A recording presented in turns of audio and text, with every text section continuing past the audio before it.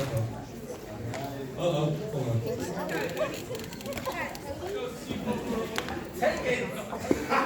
My notes failed me. Just give me 1 second, okay? So what we talked about last week? That's right. Y'all remember what it means to be holy? A beanie.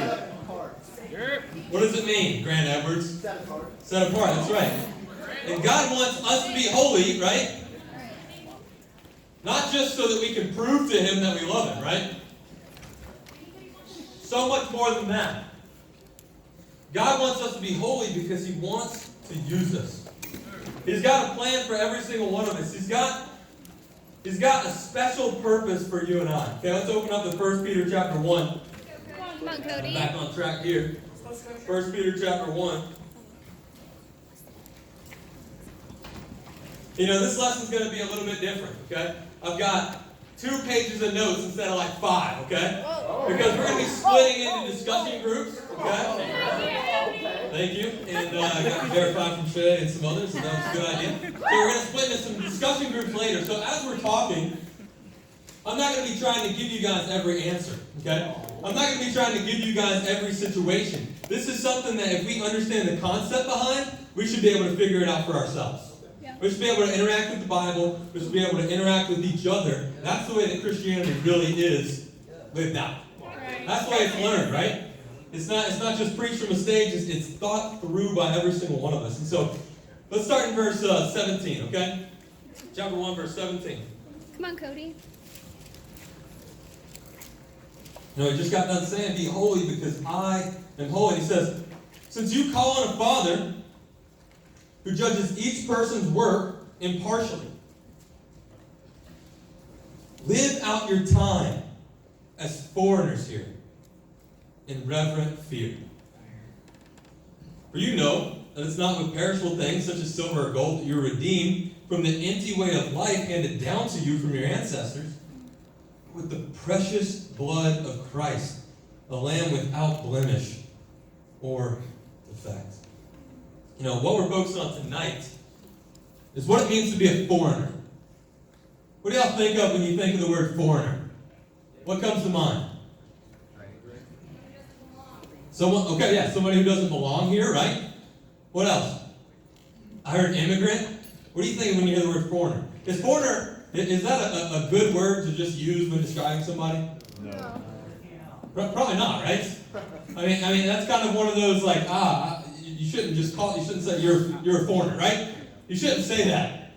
You know, so why does the Bible want us to be foreigners? And I think just like we just sang, that song we just sang, I told Joshua we were going to sing about, he was like, hey, I got a home. That's what we need to talk about, because we truly, when we're living the life of Jesus, we are foreign. And this is what it really means to be foreign, okay? Born in, belonging to, or characteristic of some place or country other than the one under consideration. Is that too wordy for you guys right there? Yeah. Is that too Webster for y'all? Okay, so born in, belonging to, characteristic of some place other than the one under consideration. You know, but this is what God really wants us to be in this life. And I got this question that I want you guys to write down, okay? Is your character, who you are, when people think about you, when people interact with you, when people see you in classes, when you're doing group projects, is your character out of this world? Do you seem like you're foreign to this world? Strange to the people around you? Because on a really practical level, that's what God really wants us to be. It's to stand out. Not because of the good things we do. He doesn't want us to parade around saying, look, I'm better than everybody else, or I this, that, the other. Look at all the good stuff I do. He wants us to have something about us, something deep down in our core, that just it makes us different. It makes us foreign to the world around us. Okay? You know, I got to be a foreigner a couple summers ago. Went and visited Accra, Ghana, okay? And went on a little mission team, okay? And Kirsten and I helped lead it. And we went to Accra, Ghana to visit a church that North River is connected with, okay? So you got Tonga right here down at the bottom. You got Kirsten's brother was there. There was a bunch of us there. And so, you know, I have never felt like more of a foreigner in my life than when I was in Accra, Ghana, okay? Here I am, this stereotypical southern white boy, right? Yep. I mean, I'm wearing chacos on this picture here. People are like, what are those? You know what I'm saying? Like, they got sandals, but chacos are foreign. You know, I'm rocking a backwards hat the whole time, right? Where's Kenny? You know, Kenny, he was blending in, he was looking cool, you know, all this stuff. But I'm just sitting here, I'm just like, I'm unashamed, right? I am foreign here, okay? So I really got to experience that. You know, here's a kind of flattering picture. You know, if you ever want to look athletic, you're taking a picture while you're jumping, find the tallest rock to jump off of, right? And then, when they count to 3, make sure that you let everybody else jump first. Wait 1 second, so that at your apex, everybody else is on their way down. That's how you make it happen. And then you got a picture forever. You know, but here I am. I'm obvious. I stand out. I'm different in God. Okay, in just about every way.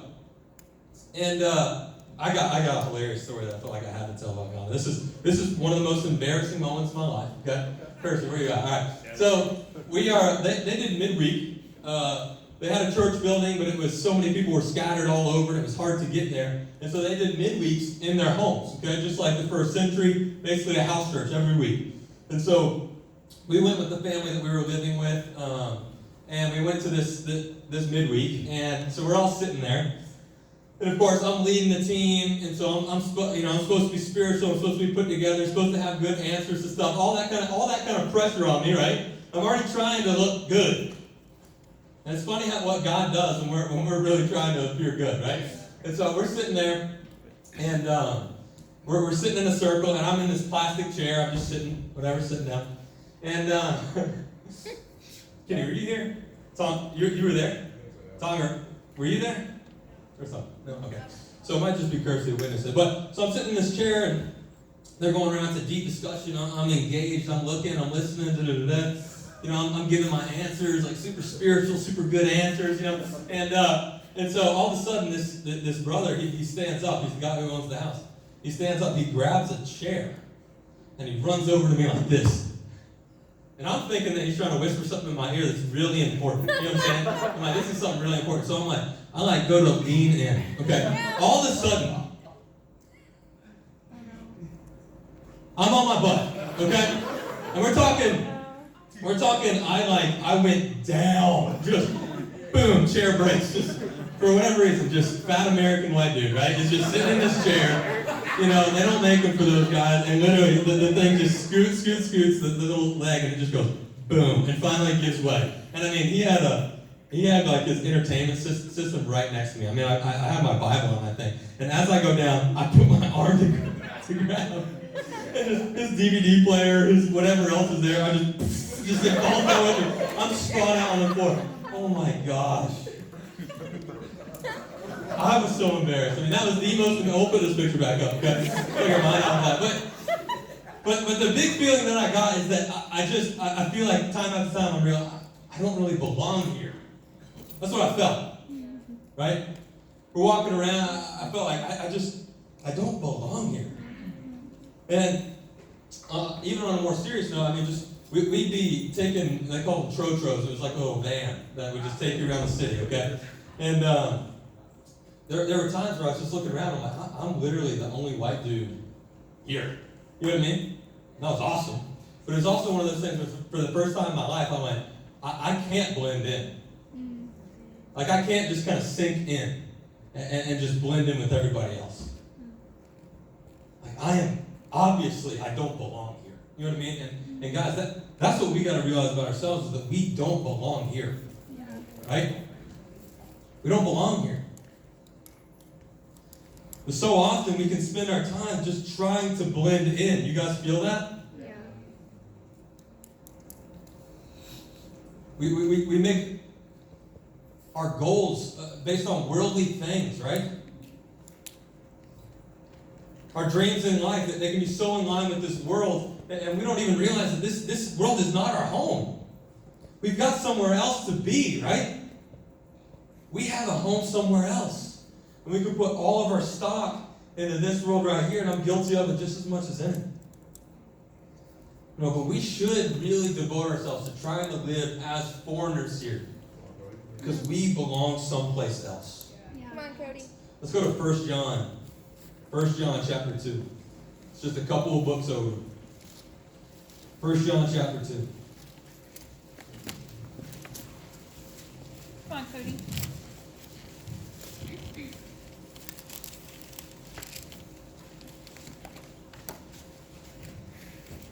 Read right here. Verse 15, it says, "Do not love this world, or anything in the world. If anyone loves the world," listen to this. "If anyone loves the world, love for the Father is not in them." Whoa. Right? Everything in the world. The lust of the flesh, the lust of the eyes, the pride of life comes not from the Father, but from the world. And listen to this. The world and its desires do what? Pass away. They have an expiration date. They're not going to be here forever.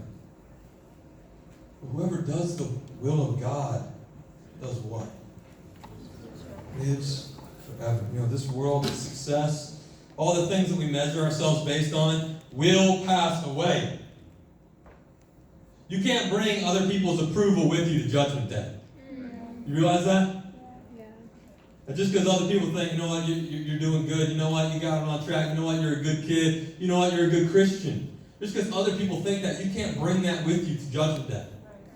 Because if we're Christians, we're standing up here, I'm standing up here and I'm going, we will be judged. We will be. That's not something that feel-good Christianity just tries to sweep under the rug. Like God, He's so righteous, He's so powerful, He's so holy, that we are all going to be judged. Right. Yeah. And we can't take anything with us except for going, you know what, I wanted so badly to be with you, Father, for eternity. So much that I was willing to look like I hated this world compared to others. Like I hated this world. Like this world didn't have what I needed. There's a book called The Pilgrim's Regress, and it's by C.S. Lewis, okay? And one of the things that C.S. Lewis writes about is he writes about this empty chair in a man's soul. And you can put whatever you want in that chair. You can put money in that chair. You can put love in that chair. You can put a legacy in that chair. You can put whatever you want in that chair, okay? But ultimately, there's only one thing that can actually fit in that chair, and that's a relationship with the Father. He wants to come and sit in that chair and fill it for you. It's a relationship. It's something that's the only thing, because the world and its desires pass away. Do you desire God? Do you desire a relationship with God? Come on, Cody. Let's look over in 1 John chapter 3. It's just right on the other page. Okay, this one's kind of scary too, okay? In verse 7, this one says, "Dear children, don't let anyone lead you astray." Okay? So John's sitting here, he's writing. This is John. He was one of the three that was closest to Jesus. He wrote the Gospel of John. He says, "Dear children, don't let anyone lead you astray." He's going, this is what's true. The one who does what is right is righteous, just as he is righteous. The one who does what is sinful is of the devil, because the devil has been sinning from the beginning. The reason the Son of God appeared was to destroy the devil's work. The entire reason that Jesus came, it wasn't just to go, I'm going to die for the sin of the world. Of course, that was part of it, right? But Jesus actually came to decimate, to destroy. He came to tear down the way of this world. He came to go, hey, God, look, this is empty. This is going to die one day. This is not going to be here forever. Jesus came to undo so much of what Satan has done. What do you focus more on? Do you focus on God? Do you let God be your way of life? Do you let Jesus be the thing that you want to follow?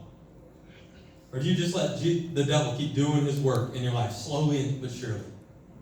If you belong to this world, you got to ask yourself that question. Do you want to blend into this world? I love that it says Jesus came to destroy the devil's work. I mean, that's intentional, right? This world, it promises everything, but it leaves you with nothing. You can't take anything with you.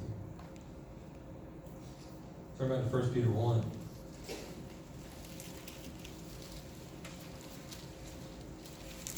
Since you call on a Father who judges each person's work impartially, live out your time as foreigners here in reverent fear. For you know that it was not with perishable things such as silver or gold that you were redeemed from the empty way of life handed down to you by your ancestors, but with the precious blood of Christ, the Lamb without blemish or defect. This empty way of life. Look right here. You were redeemed from the empty way of life handed down to you from your ancestors. And one of the best things about Jesus is that he goes, hey, I know you've learned. Like you didn't just pop out of the womb bad. You know what I mean? Like, I really do believe that none of us popped out of the womb just inherently bad. Just going, you know what, this is a sinful baby right here, right? And that's not the way that God views us, right? But eventually what happens is that our ancestors, and that can be our parents, that can be our brother, that can be people in this world, that can be the people that we pay attention to. Somebody passed down a way of life that's what? Empty. Empty. Somebody taught us a way of life, and we followed it. And every single one of us is sitting here. Do you feel empty? Do you feel like, you know what? This way of life that I'm living, this way of life that I've subscribed to, this is not cutting it. This is what Jesus came to do. Take this empty way of life. It says the thief comes only to steal and kill and destroy, but I've come that they may have a life.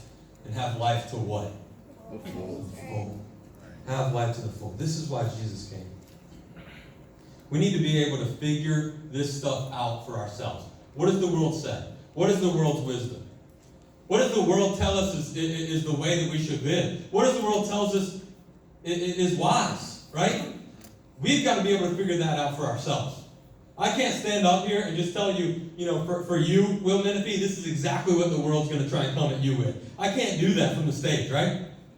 Every single one of us has got to be able to ask ourselves, okay, what am I being tempted with right now?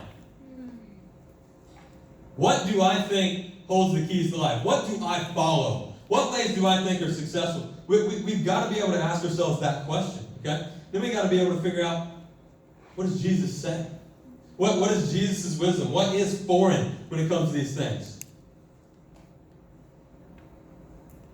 So that's what we're going to do, okay? Let's split into discussion groups of three, okay? And I got 3 questions for you, okay? So everybody stand up. I want you to actually stand up. The music off, George.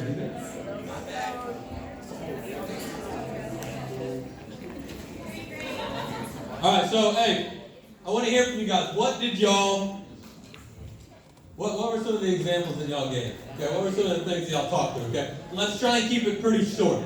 Okay, pretty short. Kind of say what you thought. This is what the world does, and then this is what Jesus, desires for us, and this is how it makes us full. Okay, can we keep it short? Yeah. So if I start to say amen, amen, amen, that means I'm cutting you off. Okay. All right up here, and you gotta scream. Okay, you gotta speak loudly. Speak loudly. Let's get this bread that's passing away. Because when you're dead, your money's still there, but you're not. And as a Christian, you cannot live that way by giving up a well-paying job that makes you work 80 hours a week so you have more hours to work in the church and help others become disciples. Awesome. Anybody else say anything about money? Anybody else have anything about money, about just desiring wealth, I know that's what our group spent a lot of time talking about, right? A lot of time talking about, and we even found some scriptures.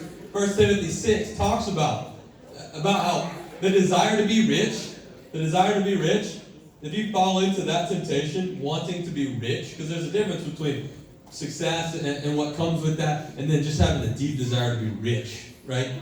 It's talking about how 1 Timothy 6 talks about how that opens the door to so many other temptations that might come along. You know what I mean? But that godliness with contentment is great game. You know, and so it can be really empty just going after success and going after all this monetary stuff. But Jesus teaches us to store up treasures in heaven, right? And so, what else we got? Something besides money. Vic, I saw your hand earlier. So we kind of talked about politics and how in this, at least in the U.S., it's very divided. It's very like my way, or you're racist, or you're too conservative, or you're liberal, whatever. And so we talked about how that idea is passed away because it just leads to more division and it doesn't lead to any resolution. And you're kind of at a stalemate. And so we said that we could live as foreigners in regard to that by kind of separating that and looking at people as people, not as their political belief, and that we can kind of go from there rather than saying like, I'm a Republican, I'm a Democrat, I'm this, I'm that, saying like, I'm human and I just want to love everybody, period. That's my cousin. Absolutely. You know, in Matthew 5, Jesus says, blessed are the peacemakers, for they will be called children of God. Right? And so it's one of those things, it's like, I'm not a Republican, I'm not a Democrat, I'm a disciple of Jesus. Right?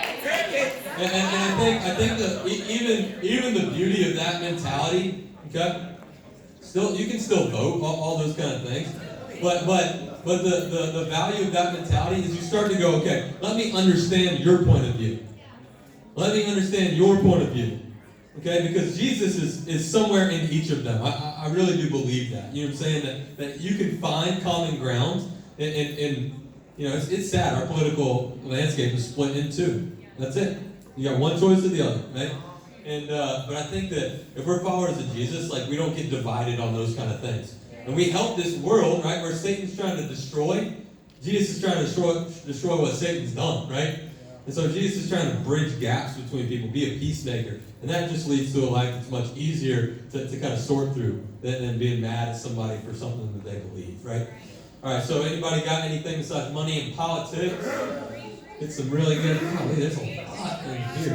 All right, I like shameless audacity. So, brief. All right, Brian.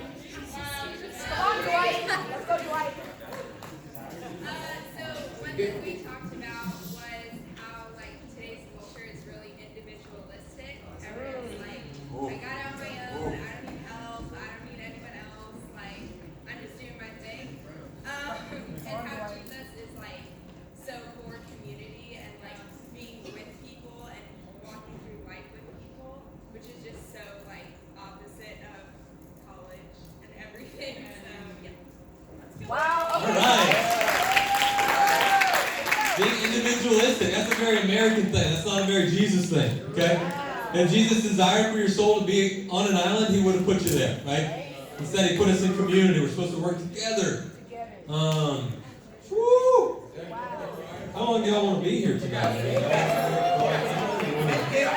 Getting a phone call? Catherine. One of the things we talked about was just how in our society we put up this wall of like everything's okay. Our Instagrams always look like we're put together, like we're having a great time. Okay. But that leaves us like behind closed doors really empty. But like Jesus wants our whole hearts. Like he wants the things that you're upset about. He wants the things that you're hurt about. Like he wants to be there and be that for you. And even like with what Bree was saying with community, like we do live in this like world where it's like if I'm okay, like if I'm not okay, I don't tell people. But like us being real about our flaws and about like our pain and our hurts, I think speaks a lot about how we're not like everybody else, how we are different. Yeah. Absolutely. We've got to be willing to talk about the things that we're struggling with, okay? And one of the biggest temptations Satan throws our way is going, especially when it comes to sin, right? When it comes to things that we know are wrong or things that we know, okay, this is something against the Bible, you know what I'm saying? That the hardest thing that we can do is be open about, hey, I'm not doing this stuff. You know what I mean? I'm not really doing this. I'm not really going after this. I'm failing when it comes to the Bible standard. And somebody can look at it and go, hey, me too. Me too, right? Yeah. But we want to do this together, right? And there's grace upon grace upon grace. It's in abundance. But what Satan wants to do is to keep you focused on, I gotta make it I got to make it look like everything's together. We see that very much in our Instagram culture, right? But we see it probably, it's always been there. This is not something new. It's always been there when it comes to the avenue of Christianity and being a disciple, and so definitely a big thing. Josh Brown. You got to sing it, though. Just kidding. Take it.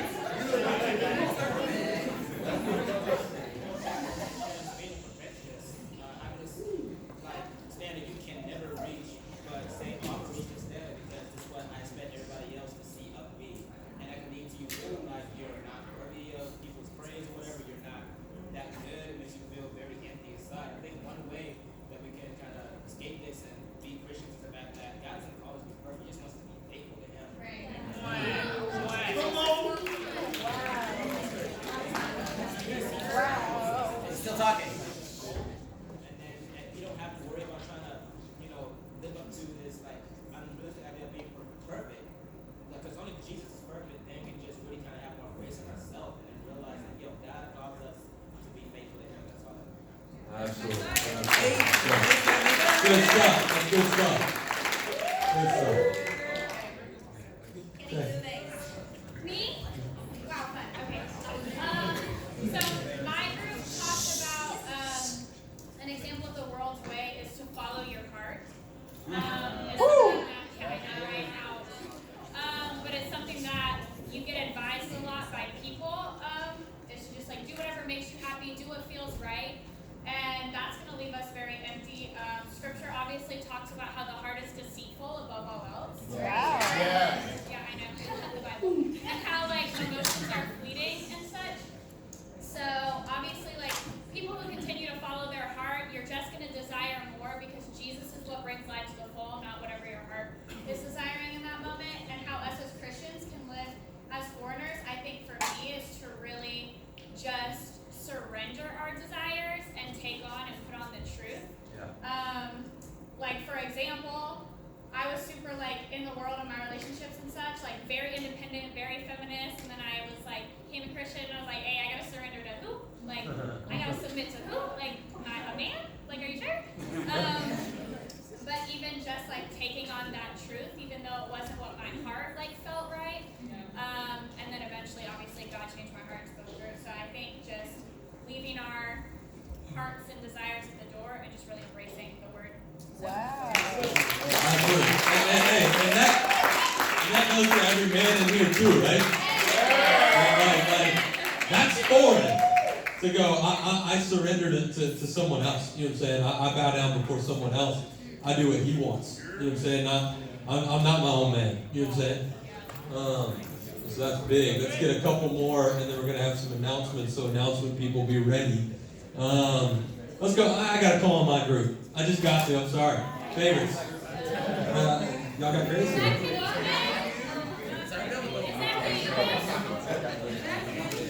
So our group talked about guy-girl relationships was the first thing we talked about. Yes!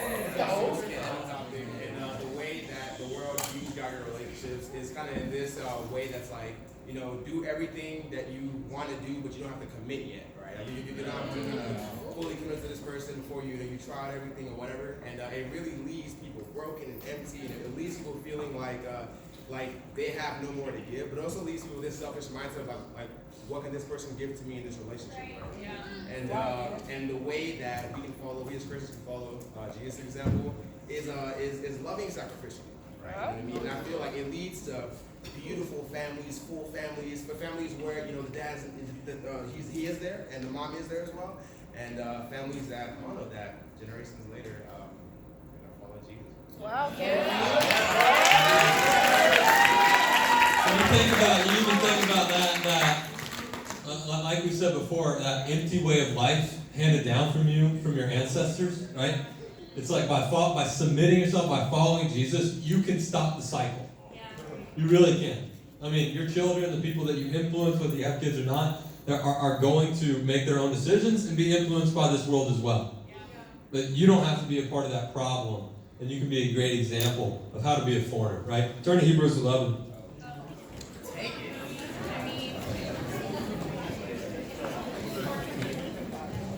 Hebrews 11.